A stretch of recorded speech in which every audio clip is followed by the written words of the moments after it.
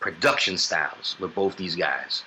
I think it's easy to summarize this question, the pockets that I'm going to stick both these guys in. Let's talk about the jazz style of production versus the funk style of production. And if you know what I'm talking about, let's use some examples and stand on the hill that you want to stand on.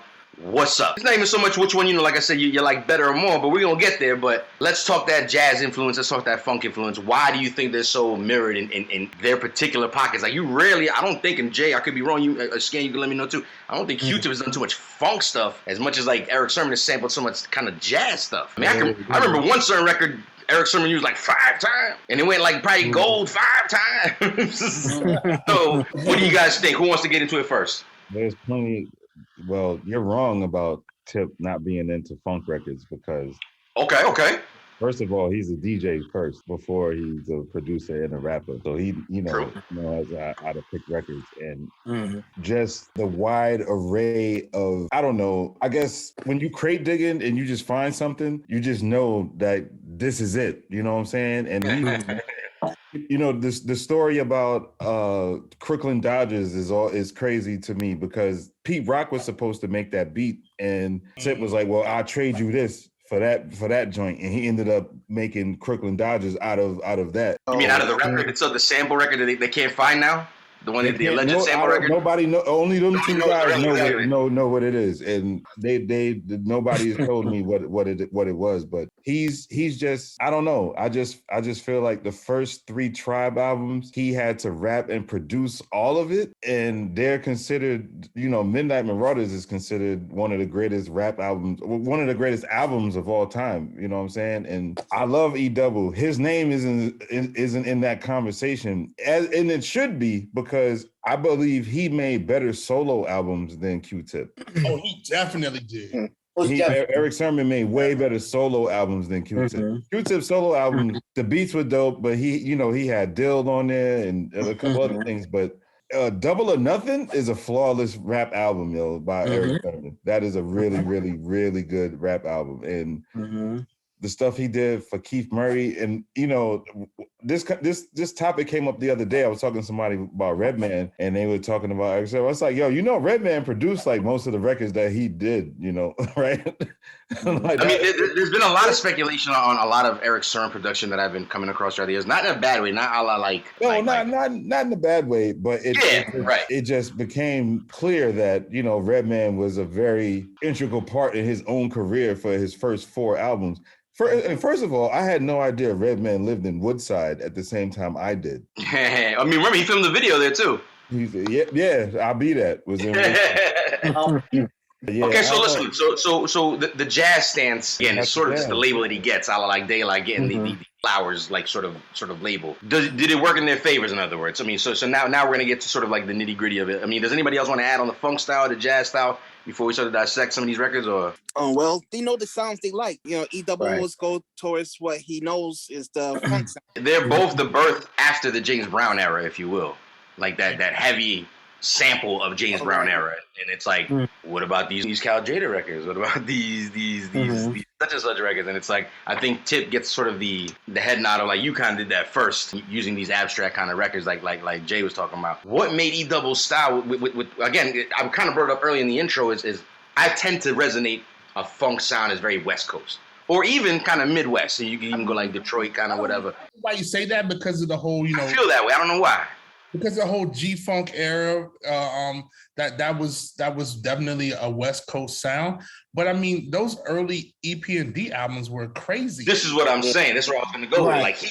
But he's also, I feel like, still the only person that ever resonated on the East Coast that did that kind of sound, which is why I think the West Coast loved him so much. Agreed. He has a hot song with Too Short. He's got songs with Exhibit and DJ Quick. He definitely was embraced by the West Coast, but I think at that time, the East Coast sound was that EPMD kind of sound. That So What You're Saying sound, that Sheriff sound. That was an East Coast sound. I feel like I don't think that was a West Coast sound at that time. Now later on, it did get adopted on the West Coast and kind of found a home there, but I don't think it originated there and they got all the rights to it. Fair enough. I mean, you know what? I'll add this, and I'll put it in this context of possibly it could be age and also maybe culture, right? So, Okay. And I phrase it that way because if you think about the demographic of like EPMD, what they were listening to, what they grew up with, it was Parliament, Funkadelic, James Brown, all those groups had a heavy influence in certain producers at that particular time. You know what I mean? So the only thing I could possibly say, and I don't know, I'm only speculating. You think that because E Dub was a little older, like he wasn't older by that much, though, right? I'm speculating. You know what I mean? That it possibly, maybe. You know what I'm saying? Versus maybe what culturally for Tip with not only the sound of New York with jazz, but also his culture too, and what your parents were collecting also, right? Because I think also too what you're kind of around is also going to be influenced into what you're sampling, what you're listening to, and what your ear kind of gravitates to. For myself, right, growing up, jazz, funk, Latin, Spanish, all those different things. All those things are amalgamation with my style. So I could only attribute to maybe possibly that was part of Eric Sherman's upbringing with everything, and maybe that's why he became more of a funk person than a jazz person. Right. Again, I just want to reiterate. This is a classic Eric Sermon example of one sample. I'm not complaining. Zapp and Roger being used over and over.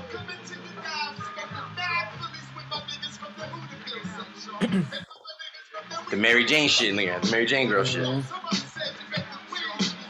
That's actually Jamaica Queens in this motherfucker. That's Bob James.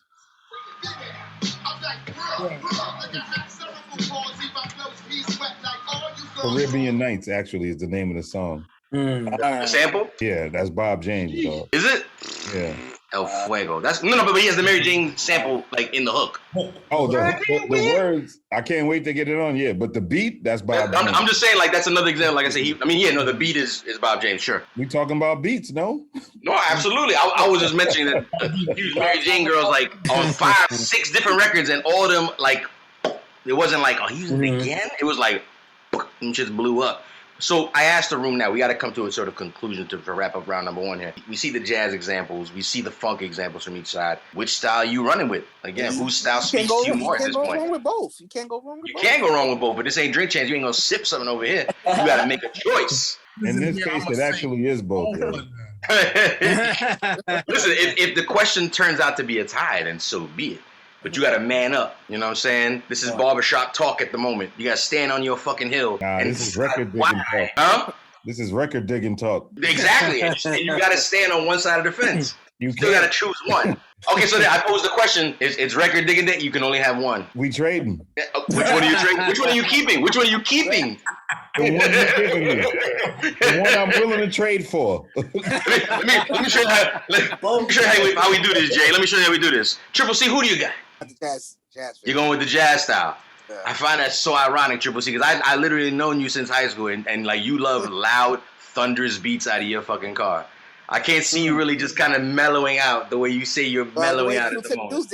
The way Q-Tip used it is pretty relaxing. I'm not here to judge. I'm just here to let people know that he lives in Jamaica, Queens. That's all I'm here to let people know. That's it. He happens to live in Jamaica, Queens. Triple C, your vote has been placed. Mastermind 24K, what are you thinking about right now? Which sound compliments you the most at the moment? Eric Sermon, most definitely. I mean, you like that funk? Is there a particular record that you like? The joint with Marvin Gaye, that joint, music, that joint. Mm-hmm.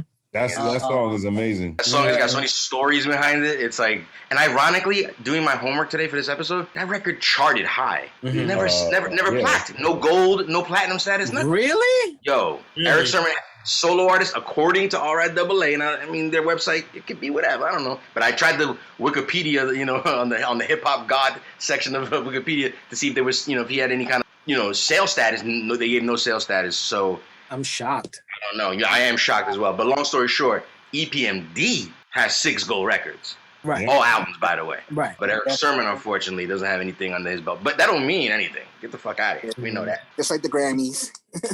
they always get it wrong. The trophy, but, besides, that could also be the era of, the bootlegging. You know what I'm saying? So, for the sake of this argument, Q-Tip does have those things. Which things is that? Gold and platinum singles. Oh, yeah. Well, not as a solo artist. I checked that, too. He has one gold album, and that's for Amplified, his first solo project. Vibrant thing. Yeah, exactly. Well, it's actually for Amplified, but it is because of everything. Yes, that we're gonna get into. That's gonna be a nice segue later. I like that you brought that up. Okay, so Hobo, what are you thinking right now? The funk or the jazz? I'm going with E Double, man, and because So What You're Saying is one of my favorite songs ever in life. That's a good record. Likewise. And the most beautiful thing in this world is just like that. It's like that. Can we talk about that record for a second? That specific record. The record was different when it came out, and I can't put my finger on it. What makes it so different? Was it just Keith's like super lyrical thing? Because I feel like the beat was just bananas on that. I mean, the beat was crazy. Yeah, you can play the instrumental. The beat was crazy. Yeah, it's soft, but it's fucking between the sheets. Oh my god, I can't believe I don't be thinking about these things. It'd be the producers and they'll be coming up with that quick fast shit. Like now I listen to it completely different. Heard the record a million times. Never did that math in my head. Like, oh shit, it's the Isley Brothers. Never did that until right now. And not for nothing, because I know we probably won't get into this, but the song he did for Conway, "Dropping Tears," is recent too. Recent. That joint is fire. That joint is fire. Goes to show he still got it, because that joint's maybe like a year or two older.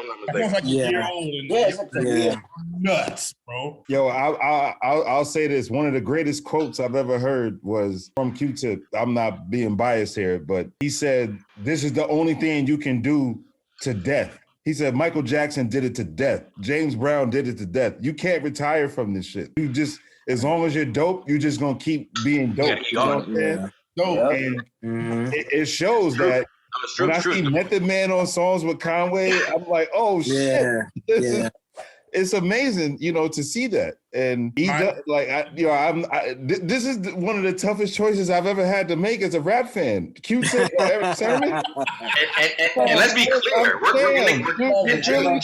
Jay, just to be clear, we're gonna run throughout the night where we're gonna have like these conversations about like, again, records that like I didn't know he did that shit, like one of those kind of situations, because there's a lot of Eric Sermon records specifically. They're like, I didn't know he did that. A lot from both sides.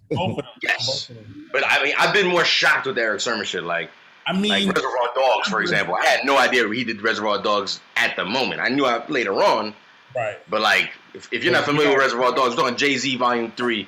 The Locks and Rockefeller on the same record. We got to confirm that because I got a report that he did not do that.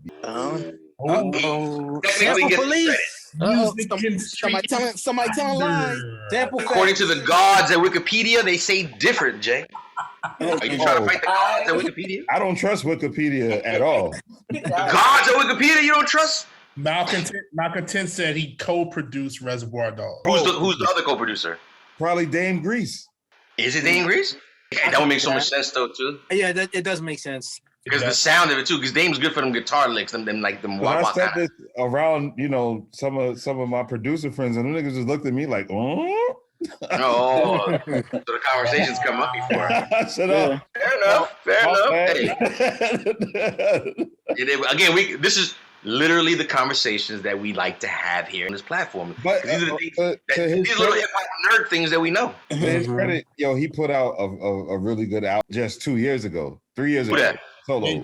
Eric Sermon. Eric Sermon. Oh yeah. I peeped it today. First of all, Eric Sermon is very busy on the digital side. You can literally find his instrumentals, his as one album, his remixes, which is like I'm talking about stuff going back to like the Illegal days. You remember Illegal? Yeah. A whole album of just nothing from like Illegal to today. Anything he's touched remix wise. I mean, he's busy on the internet. He's driving projects. He developed that. What's that? Death Rugs. You got Death Rugs too. No, that lib where you could sample legal sampling. Oh, with TrackLib. Yeah, TrackLib. Yeah, he developed that. Yeah. I don't know what that is. What is that? TrackLib is a community where you can legally sample shit. Yeah. It's a community. You can sample shit and not get sued. Basically. Not get sued. Yeah. That's dope. Okay, and that's interesting. Shout out to everybody at what's it called again? Look who's running it. Yeah. Tom Silverman. So he got to be making some money on that. See the face you made? Because that's the most every artist ever signed a Tommy we ever made. Like, oh. Tommy. That's what Jizza meant when he said Tommy ain't my motherfucking boy. It sure ain't. Listen, so we got to wrap up round number one. Trip, we got your vote down. Mastermind, we got your vote down. Hobo, we got your vote down. Scan and Jay, where do you guys stand at? You want to go first? I'll go Jazz. You're going Jazz, Q-Tip. I mean, what's up? Like, what, is it just preference? The kind of records you like as well to sample? Like, what's your reason? Just really quickly, just preference, and I know that caters, you know, into how I approach my style sometimes. Jay, you've fallen into a very common situation we come across this show, depending on the amount of people that we have joining us at times. Sometimes, like I said, the answer turns out to be evened out. But you actually get to make the difference in this particular round. Because sometimes your vote won't matter. Because a lot of these guys, as educated and as well-sounded hip-hop music knowledge as they sound, a lot of them tend to fucking text each other off screen and fucking jerry-rig the whole thing and lean on one side of the fence when it comes to voting. That don't even sound right. All right? As the master They gerryman. tend to always vote one-sided. Always. So I got to play devil's advocate and the host most of the time. So most of the time their votes don't count if it's 3-1, right? It's like your vote don't even matter. But letting you know, Jay, your first round ever, Eats, Beats, and Rhymes welcomes you. Who do you got?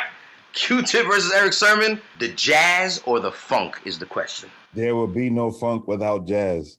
So you're going jazz. So ladies and gentlemen, round number one, we asked the question, talking production styles. We're talking that jazz style versus that funk style. It looks like this round goes to the Queen's God himself, Q-Tip. Round number one, Q-Tip officially on the board, score number one.